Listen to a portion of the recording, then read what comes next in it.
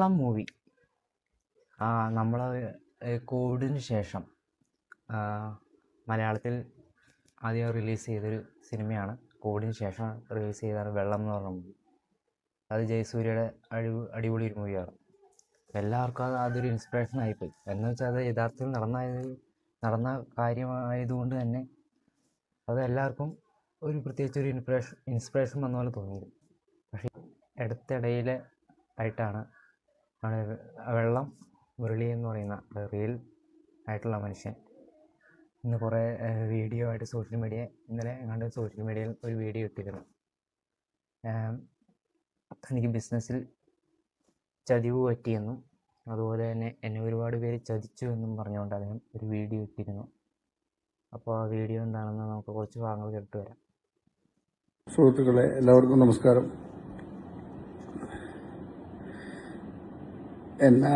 എല്ലാവർക്കും അറിയാമെന്ന് വിശ്വസിക്കുന്നു. വെള്ളം സിനിമ ഒരാൾ കണ്ടിട്ടുണ്ടാവും. അത് സിനിമയ്ക്ക് വേണ്ടി കാണിച്ചതാണ്. അങ്ങനെയൊന്നുമല്ല എൻ്റെ യഥാർത്ഥ ലൈഫ്. ഞാനൊരു സാധാരണ മനുഷ്യനാണ്. ഇപ്പം ജീവിതം വഴിമുട്ടി നിൽക്കുന്ന ഒരവസ്ഥയിലാണ്. അതുകൊണ്ടാണ് ഞാൻ നിങ്ങൾക്ക് ഈ വീഡിയോ വരാൻ കാരണം. ഒരുപാട് ചതികൾ പറ്റി, ബിസിനസ്സിൽ ഒരുപാട് ചതികൾ പറ്റി. ടൈൽസ് ദുബായിലും അതാണ് അദ്ദേഹത്തിന് ഒരുപാട് ചതികൾ പറ്റിയെന്നും അത് ഒരുപാട് സിനിമ എടുത്തും അദ്ദേഹത്തിന് 1 കോടിയിലധികം കടമുണ്ടെന്നാണ് പറഞ്ഞിട്ട്. ഇത്രയും കടങ്ങളൊക്കെ വരുത്തി വെച്ചെന്നും അദ്ദേഹം വളരെ കരഞ്ഞുകൊണ്ട് ആത്മഹത്യ അല്ലാതെ വേറൊരു വഴിയുമില്ല എന്നാണ് അദ്ദേഹം പറയുന്നത്. അപ്പോൾ തീർച്ചയായിട്ടും അദ്ദേഹത്തിൻ്റെ വാക്കുകളിൽ നിന്ന് വിചാരിക്കാം ഒരുപാട് ചതി അദ്ദേഹത്തിന് ഏറ്റിട്ടുണ്ടെന്ന്. അപ്പോൾ എന്തായിരുന്നാൽ പോലും ഇദ്ദേഹം ഒരു ഇൻസ്പിറേഷൻ തന്നെയായിരുന്നു. വെള്ളം മുരളി മൂവിയിലുള്ള അദ്ദേഹം ഒരു ഇൻസ്പിറേഷൻ തന്നെയാണ്. അപ്പോൾ ഒരു സുപ്രഭാതത്തിൽ വന്നതാണ് നമ്മളും താൻ ആത്മഹത്യയുടെ വക്കീലാണ്. എന്തായിരിക്കും ഈ ബിസിനസ് മേഖലയിലുള്ളവർക്ക് പറ്റിയത്? എന്തായിരുന്നാൽ പോലും അദ്ദേഹം ബാക്കി പറയണം, നമുക്ക് കേൾക്കാം. ദുബായിലും ഓസ്ട്രേലിയയിലും ആഫ്രിക്കയിലും കയറ്റി വെച്ചിട്ട് മലയാളികൾ വഴി ഒരുപാട് പൈസ കിട്ടാണ്ടായി. അഖിലേഷ്, തോട്ടടക്കാരൻ അഖിലേഷ് എന്നെ പരിചയപ്പെടുത്തിയത് കാലിക്കറ്റിനോട് പോകൽ സതീശനാണ് അഖിലേഷിനെ പരിചയപ്പെടുത്തിയത്. അങ്ങനെ ബിസിനസ്സിൽ കുറേ പൈസ പോയി. ആൾക്കാരെ വിശ്വസിച്ച് കുറേ പൈസ പോയി. കമ്പനിക്കാർ കുറേ പൈസ കൊടുക്കാറുണ്ട്. അതിനിടയ്ക്ക് സിനിമയെടുത്തു വെള്ളം. അത് പിന്നെ അവസാനം എൻ്റെ പ്രൊഡ്യൂസറായി പോയതാണ്. രണ്ടാമത് നദികളി സുന്ദരി യമുന, ഉണ്ണി വെള്ളോറ, വിജേഷ് പാണത്തൂർ, ഈ രണ്ടാളും കള്ളം പറഞ്ഞിട്ട് എൻ്റെ നമ്മുടെ വന്നു. അസിസ്റ്റന്റ് ഡയറക്ടറാണ്, ഇതാണ് നമ്മൾ. അങ്ങനെ ആ സിനിമ എടുത്തു. അതിന് 2 കോടി നഷ്ടം വന്നു. പിന്നീടാണ് അറിയുന്നത് ഇവർക്ക് സിനിമയൊന്നും അറിയില്ല, ഇവർ ഒരു അസിസ്റ്റന്റ് ഡയറക്ടറായ ഒന്നും അല്ലായിരുന്നു എന്ന്. ഇതൊക്കെ നമ്മളോട് കട പറഞ്ഞിട്ടാണ് വന്നത്. പിന്നെ 3ാമത് സുമതി വളവ്. അതുപോലെ തന്നെയാണ് ഇദ്ദേഹത്തിന് വളരെ ഒരു ഞെട്ടിപ്പിക്കുന്ന കാര്യമാണ്. ഇദ്ദേഹത്തെ ഒരുപാട് പേര് പറ്റിച്ചു. സിനിമ എടുക്കാനുണ്ട് എന്ന് പറഞ്ഞ് അദ്ദേഹത്തിന് കള്ളം പറഞ്ഞ് എന്താന്ന് പറഞ്ഞാൽ അദ്ദേഹത്തെ പറ്റിക്കുകയാണ് ചെയ്തത്. ഒരാളിന് ഒരു 10 പൈസ ഉണ്ടായി കഴിഞ്ഞ് കഴിഞ്ഞാൽ നമ്മുടെ കൂടെ ചുറ്റും കൂടി ആൾക്കാർ വരും. എല്ലാം നമ്മുടെ വിജയം ആഗ്രഹിക്കുന്നവരായിരിക്കില്ല. നമ്മൾ പണം നോക്കി തന്നെ ലക്ഷ്യം, അല്ലെങ്കിൽ നമ്മളെ പാപ്പരാക്കി തകർക്കണം എന്നുള്ള ഉദ്ദേശത്തോടെ ചിലയിക്കുന്ന ഒരുപാട് ചതികൾ നടക്കുന്ന സമയമാണ്. അതുപോലെ തന്നെയാണ് ഈ പാവത്തിനെയും പറ്റിച്ചത്. ഇത്രയും ഇദ്ദേഹം ഈ ആത്മഹത്യയുടെ വക്കിൽ ഇദ്ദേഹം കരഞ്ഞുകൊണ്ട് ഇങ്ങനെ പറയുന്നത്, ഞാൻ ഒരുപാട് സിനിമ പ്രൊഡ്യൂസ് ചെയ്തു. ഒന്നാമത് തന്നെ ഇത് ആലോചിക്കുക, ഇപ്പം നമുക്ക് 10 പൈസ നമുക്ക് ഇത്ര ലോട്ടറി അടിച്ചാൽ സിനിമ പ്രൊഡ്യൂസ് ചെയ്യാനോ വേറെ എന്തെങ്കിലും തുടങ്ങിയോ സിനിമ പ്രൊഡ്യൂസ് ചെയ്യാനൊന്നും പോകരുത്. കാരണം ഈ സിനിമ പ്രൊഡ്യൂസർ എന്നുള്ളത് ഒരുതരം ചൂതുകളി തന്നെയാണ്, സിനിമ നിർമ്മാണം എന്നുള്ളത്. ടോമിച്ചമുളക് പാടം നിങ്ങൾക്കറിയാമല്ലോ, ആദ്യത്തെ 100 കോടി ക്ലബ്ബ് നേടിയ വ്യക്തിയാണ്. അദ്ദേഹം ഒരുപാട് സിനിമകൾ ഡയറക്റ്റ് ചെയ്തു. ഇപ്പം എന്തുകൊണ്ട് അദ്ദേഹം ആക്റ്റീവായിട്ട് സിനിമകൾ എടുക്കുന്നില്ല? 100 കോടി അടിച്ചൊരു നിർമ്മാതാവാണ്. അദ്ദേഹത്തിന് എല്ലാ പോസ്റ്ററിലും അദ്ദേഹത്തിൻ്റെ ഒരു വട്ടം, അദ്ദേഹത്തിൻ്റെ ഒരു മോം വെച്ചിട്ടുള്ള ഒരു പോസ്റ്റർ ഉണ്ടായി അദ്ദേഹം നിർമ്മാണം ചെയ്യുന്ന സിനിമയുടെ. എന്തുകൊണ്ട് അദ്ദേഹം നിർമ്മിക്കുന്ന സിനിമകളിൽ നിന്ന് ഇറങ്ങാത്ത എന്താണ് ഒരു നിർമ്മാതാവിനെ സംബന്ധിച്ച്? അതുപോലെ തന്നെ മാസ്റ്റർ ബൈ എന്ന് പറഞ്ഞ ഒരുപാട് ചാനലുകളുണ്ട്.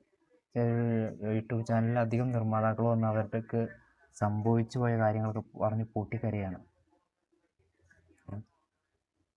അവർക്ക് സംഭവിച്ച കാര്യങ്ങളൊക്കെ പറഞ്ഞ് പൊട്ടിക്കരിയാണ്.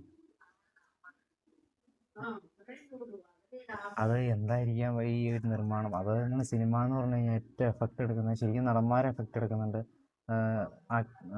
നടിമാരെ എഫക്റ്റ് എടുക്കുന്നുണ്ട്, സംവിധായകർക്ക്, മറ്റ് പക്ഷേ ഏറ്റവും അവരുടെയൊക്കെ അധ്വാനത്തെ നമ്മൾ ബഹുമാനിക്കുന്നുണ്ട്. അവരത് അമാതിരി കഷ്ടപ്പാട് അവർ വിടുന്നുണ്ട്. നിർമ്മാതാക്കൾ അധികം പേരും പരാമർശിക്കുകയാണ് അതേ അവർ നിർമ്മാതാക്കൾ. എല്ലാ നിർമ്മാതാക്കളും നല്ല പണക്കാരല്ല, ഒരുപാട് കിടപ്പേടം വരെ വിറ്റുപോയ ആൾക്കാരുണ്ട്. അപ്പോൾ ഈ സിനിമാ നിർമ്മാണത്തിലേക്ക് ഇറങ്ങുമ്പോൾ തന്നെ വളരെ സൂക്ഷിച്ചും കണ്ടുമൊക്കെ വേണം സിനിമാ നിർമ്മാണത്തിലേക്ക് ഇറങ്ങാൻ. അത് ഇപ്പോഴും പുള്ളിയുടെ നമ്മളെന്ത് ഒരാൾ ബിസിനസ് വിജയിച്ചവരുടെ കഥയെ മാത്രമല്ല, പരാജയപ്പെട്ടവരുടെ. അപ്പോൾ ഒന്ന് ആലോചിച്ച് നോക്കുക, നമുക്ക് അതിന് 10 കാശുണ്ടെങ്കിൽ ഇതുപോലുള്ള നടന്മാർക്ക് ആവശ്യത്തിന് കാശ് കിട്ടും, അവരവരുടെ രീതിയും പോകും. വളരെ കുറച്ച് നടന്മാരുടെ പൈസയൊക്കെ തിരിച്ചു പോകും. അപ്പോൾ അത് വളരെ സൂക്ഷിച്ചും കണ്ടും ചെയ്യുക. ഇനി അദ്ദേഹം ഒരുപാട് കാര്യങ്ങൾ ഇതിൽ പറഞ്ഞു വയ്ക്കുന്നുണ്ട്. ഇനി ബാക്കിയോട് നമുക്ക് കേട്ടിട്ട് വരാം. ജീവിതം ഇന്ന് കൈവിട്ടു പോയിരിക്കും. അപ്പോൾ അവരെ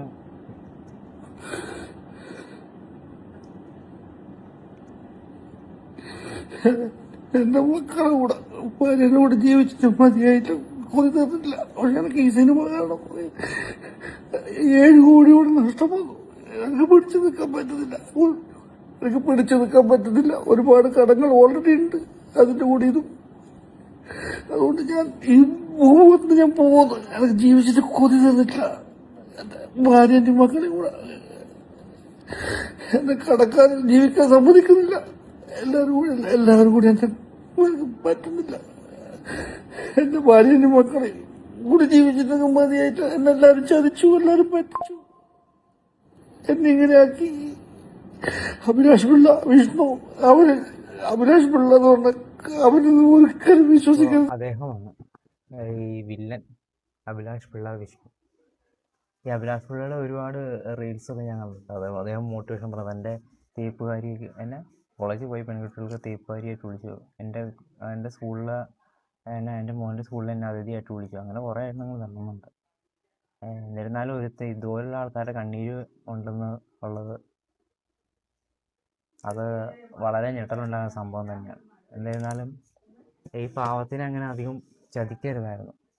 കാരണം പറഞ്ഞു കഴിഞ്ഞാൽ പുള്ളിയൊക്കെ ഒരു സിനിമ എടുത്തു, അത് ഇദ്ദേഹത്തിൻ്റെ ഭാഗത്തും തെറ്റുണ്ട്. ഒരു സിനിമ എടുത്ത് ഒന്ന് നമ്മൾ ചൂത് പോലെ, ഞാൻ പറഞ്ഞില്ല കുറച്ച് മുമ്പ് പറഞ്ഞ ചൂതുകളി പോലെയാണ്. നമ്മൾ ഒന്നടിച്ച് കഴിയുമ്പോൾ നമുക്ക് വീണ്ടും അടിക്കുമെന്ന് പറഞ്ഞാൽ ചാടി അങ്ങോട്ടും. ഇങ്ങനെ ഒരുപാട് കുത്തുവാള എടുത്ത ഒരു പ്രൊഡ്യൂസർമാരുണ്ട്. അതുപോലെ കരീബിയൻസ് എന്ന് പറഞ്ഞു കഴിഞ്ഞാൽ ഒരു സിനിമയില്ലേ മണിച്ചേട്ടൻ്റെ, അദ്ദേഹത്തിൻ്റെ ഒരു പ്രൊഡ്യൂസർ ഉണ്ടായിരുന്നു. അദ്ദേഹം പണ്ട് ഞാൻ വായിച്ച, എന്നാൽ അദ്ദേഹം എങ്ങാണ്ട് ഇത് പൊറോട്ട അടിക്കാൻ കണ്ട. അതുപോലെ തന്നെ ഒരുപാട് പൊറോട്ട അടി എന്തോ ഒരു ചെറിയ കച്ചവടമായിട്ട് ഒതുങ്ങിപ്പോയി. അപ്പോൾ സിനിമാ നിർമ്മാണ മേഖലയിലേക്ക് ഇറങ്ങുമ്പോൾ തന്നെ ഒരുപാട് അത് വളരെ സൂക്ഷിച്ച് വേണം. അത് വളരെ സൂക്ഷിച്ചൊക്കെ വേണം. അതുപോലെ തന്നെയാണ് ഈ പാവത്തിൻ്റെ കണ്ണീര് കണ്ടിട്ട് ജീവിച്ച് കൊതിയായിട്ടില്ലെന്ന് പുള്ളി തന്നെ പറയുന്നുണ്ട്. കാരണം നമ്മളൊക്കെ ഇൻസ്പിറേഷൻ ആയതാണ്. പക്ഷേ ഇദ്ദേഹത്തിനോട് ആത്മഹത്യ ചെയ്യരുത്, ദൈവത്തെ ഓർത്ത്. നിങ്ങൾക്ക് പരിഹാരം ഉണ്ടാവും. നിങ്ങൾ ഇത്ര ഇൻസ്പിറേഷനായിട്ട് വന്ന വ്യക്തിയല്ലേ. നിങ്ങളുടെ ജീവിതത്തിൽ വെച്ചിട്ടുണ്ട് കോവിഡിന് ശേഷമാണ് ആദ്യത്തെ മലയാള സിനിമയാണ്. ഒന്ന് മറ്റേ മാസ്റ്റർ, വിജയുടെ മാസ്റ്റർ എങ്ങാണ്ട് ഇറങ്ങി. അതിന് ശേഷമാണ് ഒരു മലയാളത്തിലേക്ക് ഇറങ്ങിയ വെള്ളം എന്ന് പറഞ്ഞ സിനിമയാണ്. അത് നിങ്ങളുടെ റിയൽ സ്റ്റോറി പറയുന്ന ഈ കഥയായിരുന്നില്ലേ. അതിൽ നിന്നൊക്കെ നമ്മൾ കണ്ട് ഇൻസ്പിറേഷൻ ആയതല്ലേ. ഒരു മദ്യപാനത്തിൽ നിന്ന് തിരിച്ചു കഴിയുന്നതല്ലേ. മദ്യപാനം എന്ന് പറഞ്ഞാൽ കുടിച്ച് ആത്മഹത്യയുടെ ഒരു പക്കത്തിൽ ഏകദേശം സ്വയം ശരീരം നശിപ്പിക്കുന്ന രീതിയാണ്. അതുപോലെയൊക്കെയുള്ള കാര്യങ്ങൾ തിരിച്ചു വന്നില്ലേ. നിങ്ങൾ തീർച്ചയായിട്ടും ഉയരാനാവും. അതുപോലെ നിങ്ങളൊന്നും ആലോചിച്ച് നോക്കാം, നിങ്ങൾക്ക് പണവും പ്രതാപവും ഉണ്ടെന്ന് കരുതി നിങ്ങളുടെ കൂടെ കൂടുന്ന ഒരു മനുഷ്യനെയും വിശ്വസിക്കരുത്. അത് ഇദ്ദേഹത്തിനോട് മാത്രമല്ല, നമ്മുടെ എന്തെങ്കിലും ഒരു അവസ്ഥകളിൽ കൂടെ നിൽക്കാതെ നമുക്ക് എന്തെങ്കിലും പെട്ടെന്ന് പൈസ കയ്യിൽ വരുമ്പോൾ ഈ സ്നേഹം നടിച്ചെത്തുന്ന ടീംസുകളൊക്കെ ഉണ്ടല്ലോ, അത് വീടിൻ്റെ 7 അയലത്ത് പോലും അടുപ്പിച്ചേക്കരുത്. അടുപ്പിച്ചെങ്ങാനും കഴിഞ്ഞു കഴിഞ്ഞാൽ നമ്മുടെ ഇത്തിൽ കണ്ണികളെ പോലെയായി ഈ വ്യക്തികളൊക്കെ. ഇങ്ങനെ ഇത്തിൽ കണ്ണി വലിഞ്ഞിരുന്ന് നമ്മുടെ വലിച്ചു കൂട്ടി നമ്മളെ തന്നെ നശിപ്പിക്കും. അതുപോലെ ഈ പാവത്തിന് പറ്റിപ്പോയി. ശരിക്കും പറഞ്ഞാൽ ഇദ്ദേഹത്തെ സിനിമയെക്കുറിച്ച് ആ സിനിമയിൽ ഇൻസ്പിറേഷനായിട്ട് ചെയ്താണെങ്കിൽ പോലും സിനിമാ നിർമ്മാണത്തിലേക്ക് ഇറങ്ങാമെന്നൊക്കെ പറഞ്ഞ് പുള്ളി അങ്ങ് കയറി ചാടി ഇറങ്ങിയതാണ്. സിനിമ എന്താണ്, അതിൻ്റെ ബഡ്ജറ്റ് എന്താണ്, അത് പ്രത്യേകിച്ച് ഒരു പ്രൊഡ്യൂസർ, ഒരു ബിസിനസ്മാനൊക്കെ ആകുമ്പോൾ എന്ത് ചെയ്താലും എനിക്കത് ഇവിടെ മേഖലയിൽ വിജയിക്കാൻ പറ്റും, അതൊക്കെ കാര്യമായിട്ട് പുള്ളി അത് അന്വേഷിക്കണമായിരുന്നു.